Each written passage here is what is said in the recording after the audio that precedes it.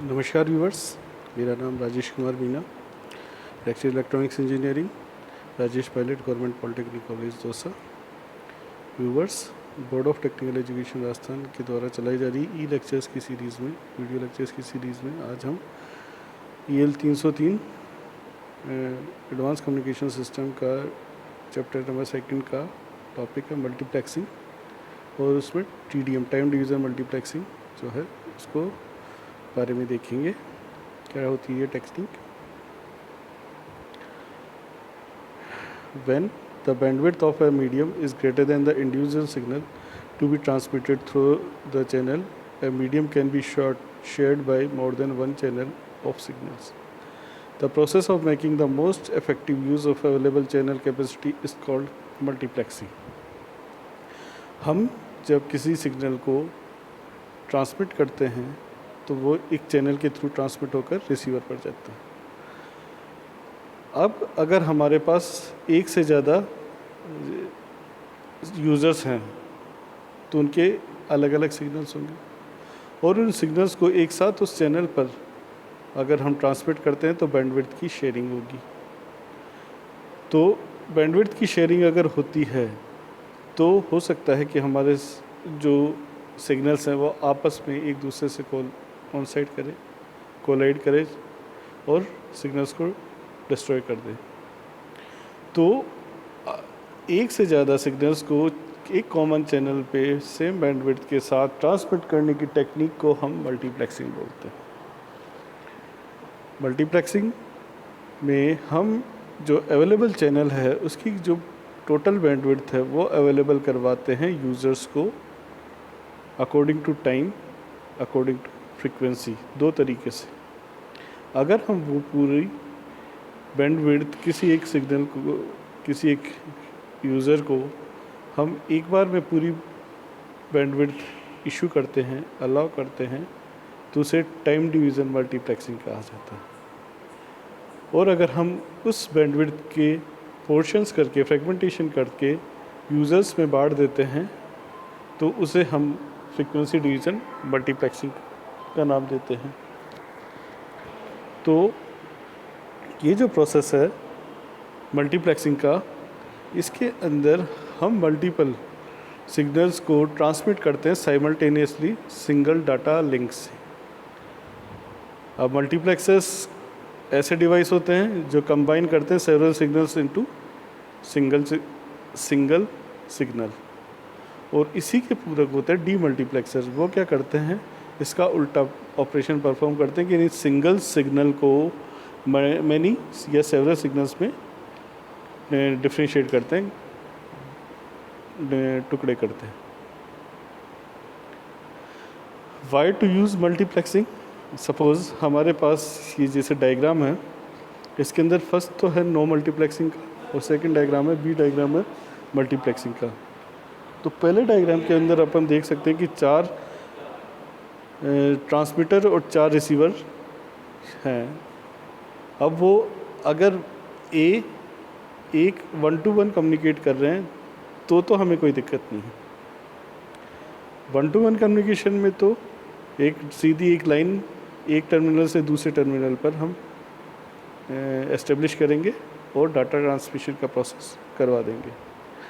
लेकिन अगर हमें इस एक कंप्यूटर को या एक टर्मिनल को इन चारों में से कभी X से, कभी Y से, कभी Z से, कभी M से कम्युनिकेट करना है, तो फिर हमें इसके लिए एक टर्मिनल से इन चारों पर सेपरेट डाटा लाइंस डालनी पड़ेंगी। इसी तरह B के लिए भी, सेकंड नंबर वाले के लिए भी, मान लीजिए हमने लेफ्ट हैंड साइड के ABC ले लेते हैं और राइट हैंड साइड पे जो रिसीवर्स हैं, ये जो दूसरे सेक्टर है, उसको हम 1 2 3 नाम दे देते हैं।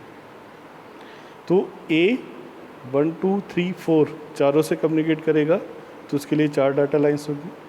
ऐसे फिर B 1 2 3 4 से कम्युनिकेट करेगा तो 4 डाटा लाइन उसके लिए होगी। सिमिलरली C और D के लिए। तो यानी एक तरह से एक नेटवर्क बन जाएगा फिजिकल लाइंस का। और ये नेटवर्क जो होगा इस बनाने में तो बना दिया जाएगा, पहले तो ये तो 4 के लिए है, लेकिन जब अगर कभी किसी में फॉल्ट हुई तो डिटेक्ट करना मुश्किल हो जाता है। क्योंकि एक फिज़िकल वायर का इतना लंबा चौड़ा प्रोसेस हो जाता है कि वो एक जाल बन जाएगा।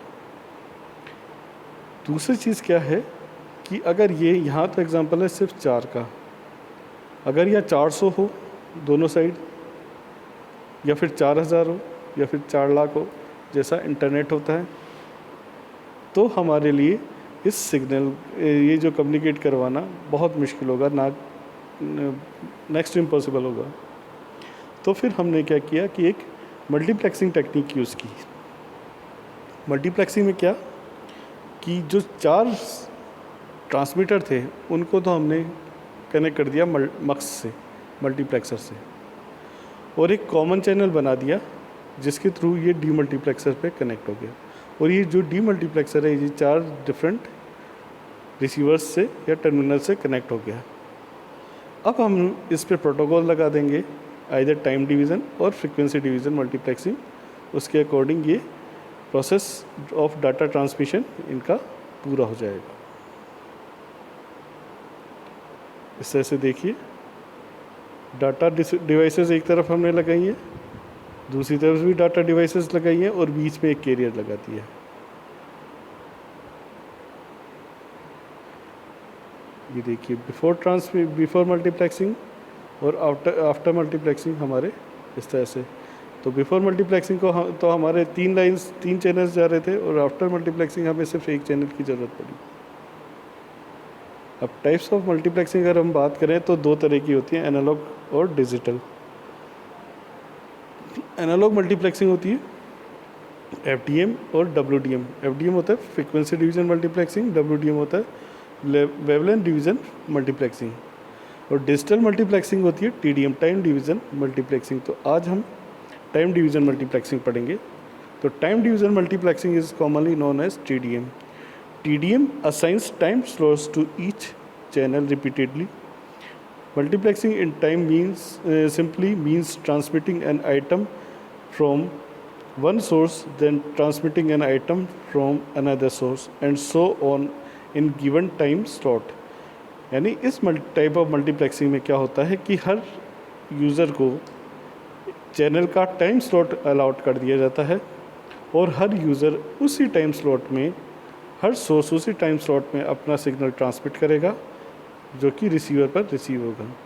अगर किसी दूसरे यूज़र को, सोर्स को अपना सिग्नल ट्रांसमिट करना है तो उसको अपने टाइम स्लॉट के लिए वेट करना होगा।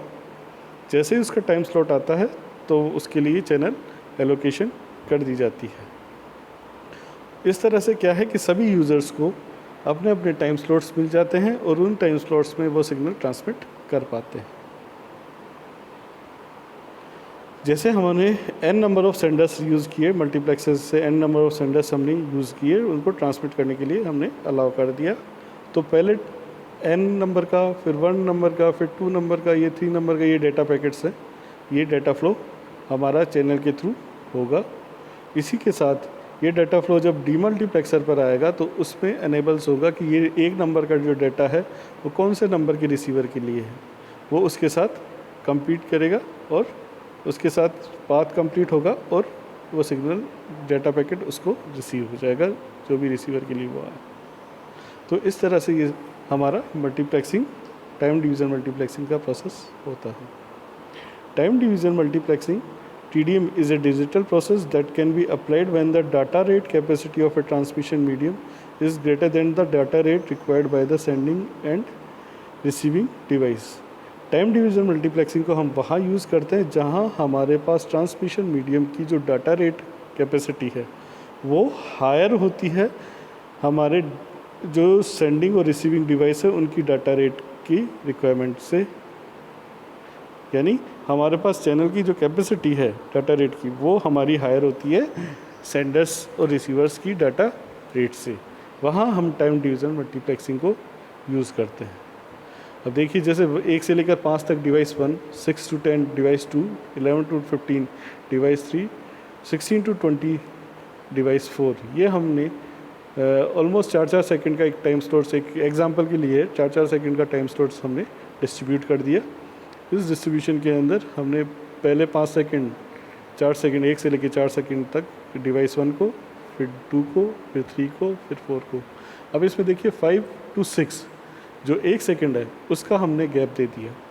इट मीन्स इस 1 सेकंड के अंदर कोई डाटा ट्रांसमिशन नहीं होगा, सिग्नल जो चैनल है वो आइडल होगा। इसका मतलब ये है कि हमारा जो सेकंड नंबर का जो डिवाइस है का जो डेटा है वो फर्स्ट नंबर के डिवाइस के साथ कोइंसाइड नहीं करेगा, कोलाइड नहीं करेगा। Time division can be implemented in 2 ways, synchronous time division and multiplexing and asynchronous time division multiplexing. जो टीडीएम होता है वो 2 तरीके से इम्प्लीमेंट किया जा सकता है, synchronous TDM and asynchronous TDM. In synchronous TDM the term synchronous means that the multiplexer allocates exactly the same time slot to each device at all times, whether or not device has anything to transmit. अब synchronous और asynchronous time division multiplexing का मतलब ये है कि इनके अंदर जो सिंक्रोनस टाइम टीडीएम में होता है उसके अंदर जितने भी हमारे डिवाइसेस हैं जिनको सोर्सेज हैं जिनको सिग्नल ट्रांसमिट करना है या नहीं करना है, हमारे पास सोर्सेज हैं, ये काफ़ी है। जितने भी हैं 1, 4, 10, 15 जितने भी हैं, अगर उन 15 के 15 को कम्युनिकेट करना है तो भी उनके पास बराबर टाइम उनको दिया जाएगा। मान लीजिए 15 में से 6 कम्युनिकेट नहीं करना चाहते हैं, बाकी 9 कम्युनिकेट करना चाहते हैं, तो वो जो 6 यूज़र्स हैं उनको भी उनका टाइम स्लॉट दिया जाएगा, वो चाहे करना चाहें डाटा ट्रांसमिशन या नहीं, उनको टाइम स्लॉट दिया जाएगा।